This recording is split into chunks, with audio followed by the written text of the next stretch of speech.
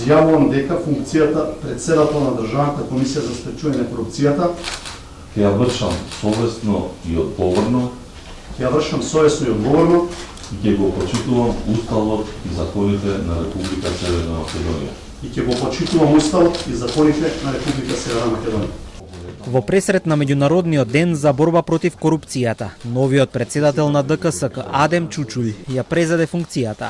И во првите моменти посвечената заклетва во собранието застана пред камерите за да порача дека ќе се води по оценките од Брисел и ќе бара одговорност од сите институции во обид да застане на патот на корупцијата и судирот на интереси. Во извештајот за напредокот на Македонија, Европската комисија нотира дека земјата нема покажано вистински напредок во превенција и борба против корупцијата. Во документот на комисијата се укажува и дека иако има обиди за истраги и обвиненија за случаи поврзани со висока корупција, сепак судските процеси се бавни, а казните благи. Имаме голем број предизвици, оценките на Европската комисија се такви какви што се.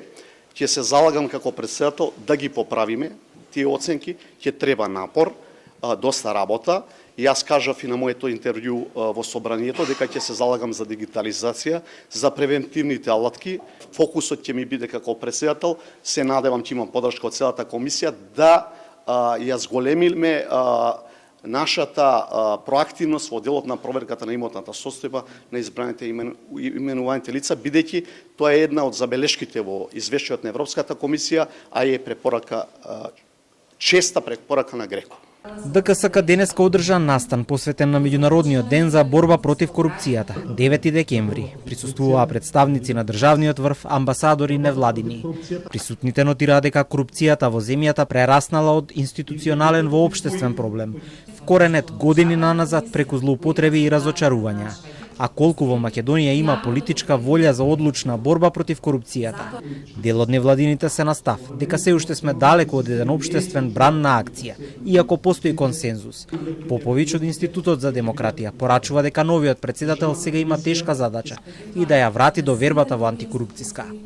По трагедијата во Кочани не беше направено доволно за да се адресираат системските ризици од корупција кои што демнеат и предизвикуваат такви штети и мислам дека заслужува земјата многу поодлучна борба и инвестиција во борбата против корупција. Сметам дека е важно сега да се работи забрзано на враќање на таа доверба и на градење на односите со повеќето засегнати страни. Меѓутоа во оваа смисла сметам дека најмногу треба да има работа со медиумите. Во изминатите месеци ДКСК ја тресеше корупцијски скандал, откако обвинителството за гонење организиран криминал покрена обвинение за 2 кривични дела, за оддавање службена тајна, како и за компјутерски фалсификат, против поранешната председателка на комисијата Татјана Димитровска.